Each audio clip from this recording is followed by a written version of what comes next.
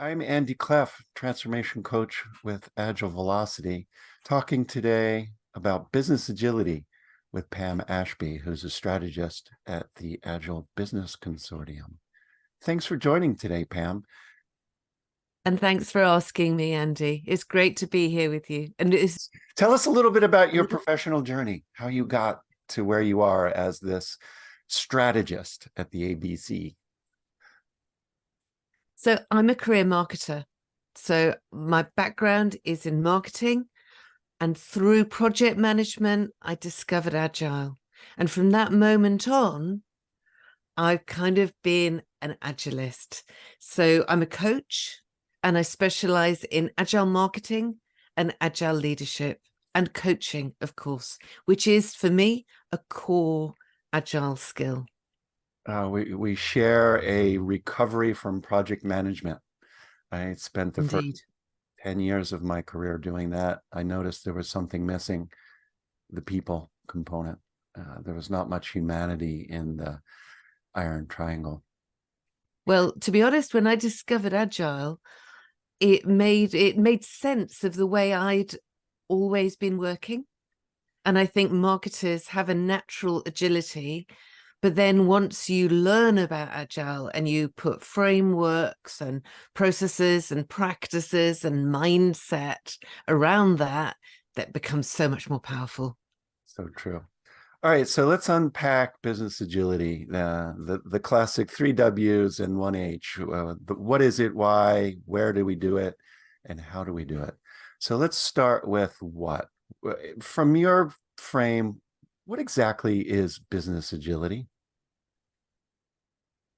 So for me, business agility is a capability that organizations can build that allows them to be adaptive and responsive to what's going on in the outside world. It protects us from being introspective and thinking only of what's going on within the organization, and helps us to be more customer-centric. I love that. I've heard both the phrase business agility and organizational agility, and I have trouble differentiating them. How are they the same or different from each other from your perspective? So you hear both used, and for some people, we have to admit they're interchangeable.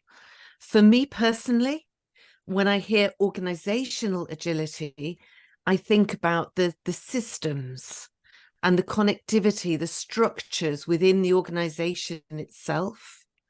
When I hear business agility, I think about more the business outcomes. I love it. So the people pieces as well. If you think about business agility, that's a people-centric approach. So both of us share a love for humanity, people, and that's clearly one reason why many organizations and businesses are embracing an agile approach to their work across various functional boundaries. What are some other reasons why business agility is so crucial at this point in time? So everything is changing so fast. Everything around us is changing faster than we can imagine. Every time we blink is a little bit faster. And yet we've hung on to all those management processes from that time when we knew what to expect, when things were a little bit more deterministic, if you like, Yeah. and we could plan. That world where leaders knew best because they'd done it umpteen times before and they knew how it went. Whereas now we know that what we did yesterday is unlikely to work tomorrow. And we have to open our minds to new possibilities on a continuing basis, always exploring different perspectives, different angles on something, and new opportunities. So we really do need to revolutionize how an organization works and how the different functions within an organization connect and interoperate and collaborate to bring that about. You mentioned business outcomes. Is there a clear correlation, quantifiable or qualifiable, between organizations that do adopt business agility at whatever level they are and those business outcomes that you talked about: adaptability, value delivery, resilience? All are competitive advantages. Are they measurable? So it's interesting. I would look to the Agile Business Awards to get that information. So last year at the Agile Business Consortium, we launched the Agile Business Awards. Now, this is an innovative thing. It's not awards as you know it, with a platform and a trophy and all of that sort of thing. This is a much more agile approach. And we asked organizations to really inspect what they were doing, to reflect on all the good practices going on in their organizations across various categories. And in doing so, they gathered together the evidence around their success. And then they told us their stories. And that's where I would look to get the answer for your question, that we do hear and we can map what we did to the results and the outcomes that were generated if we take the time to look. Let's circle back on that. So you mentioned across the entire organization disciplines. Many of our viewers come from software development, the IT, the technology group. Many of our customers and clients, we are invited in to support technology, but it sounds like what you're talking about is way beyond IT.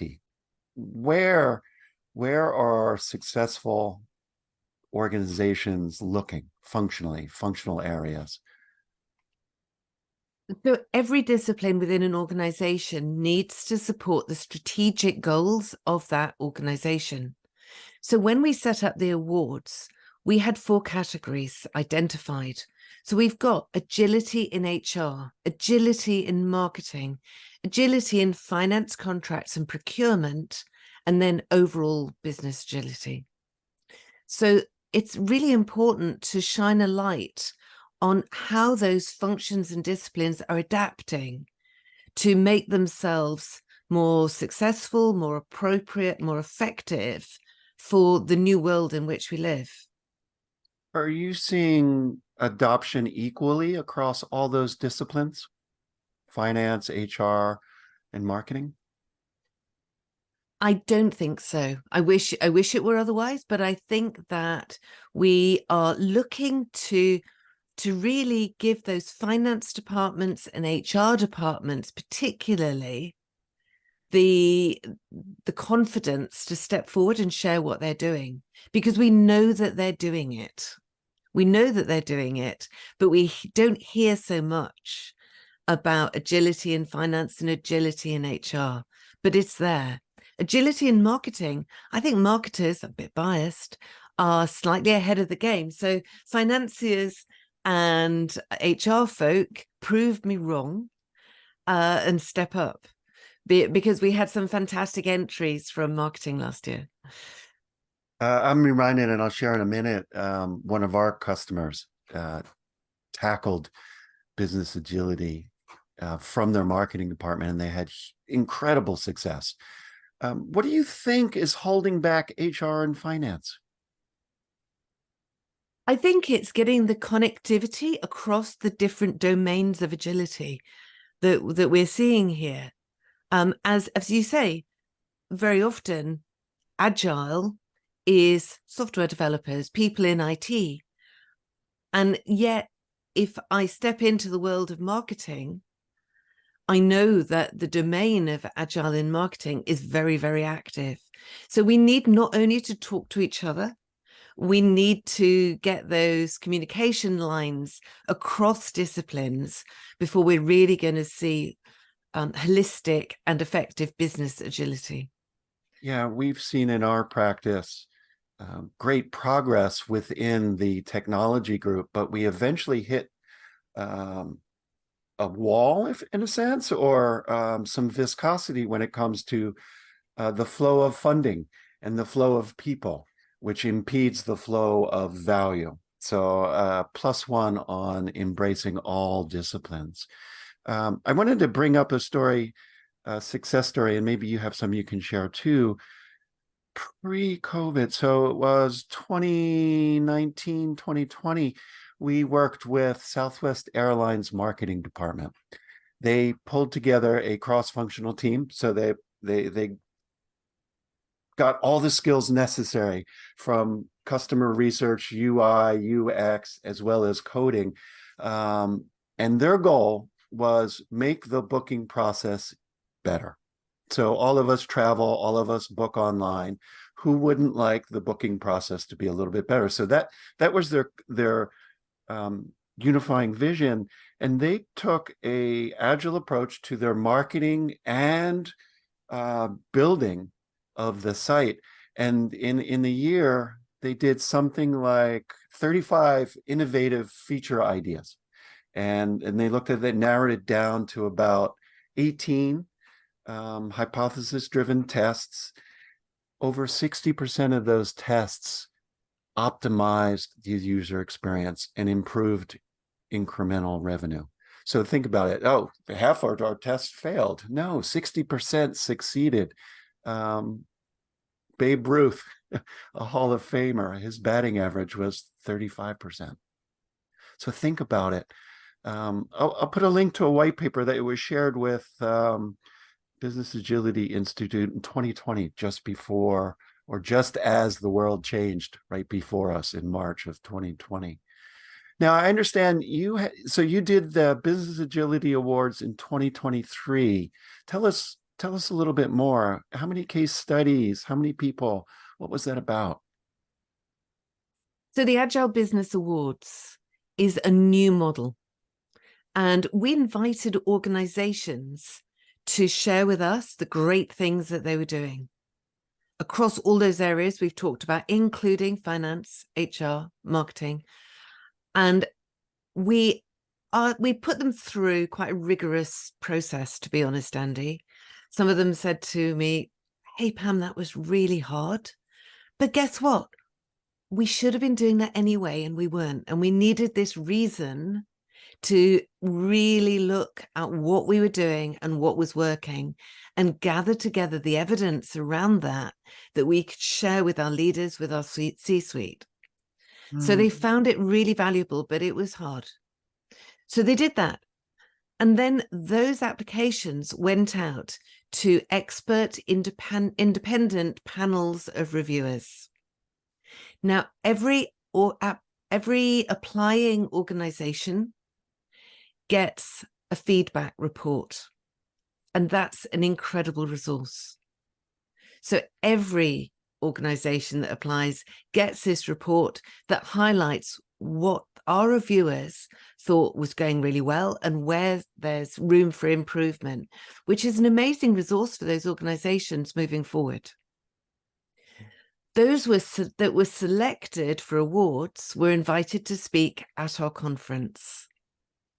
And that's where we said, okay, so you did this amazingly rigorous application. Now, zoom that down to a 20-minute TED-style talk. And we want you to tell your story. But we worked with them. We coached them to help them to do that. And then we staged a conference that included these 12 stories. So 12 organization authentic stories told by themselves.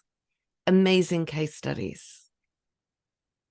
So that's pretty unique as conferences go, to have 12 organization stories. And what I heard from those organizations was, wow, that was valuable. That's really got the attention of the people that matter, those that can really make a difference to our journey. And so it was really quite a new thing for them, that it took a massive effort. But having said it was a lot of effort, they felt it was worth it. Wow, it sounds like incredible benefits and incredible learning. I'll make sure to put a link to those dozen or so TED Talks. So listeners, thank you for sticking around. Ask yourselves, are you changing your workplace through agile ways of working? If yes, celebrate. No matter where you are on the agile journey, beginning, middle, I don't think there's an end. If you'd like to apply or attend the Business Agility Conference in 2024, take a look at the description and we'll put links there. We'll put links to the Southwest case study and also links to the application process. Thank you for your time, Pam. Appreciate it. Listeners, again, leave us a reaction or a comment and subscribe to our channel. You'll get notified when our next video episodes air. Thanks a lot, and signing out.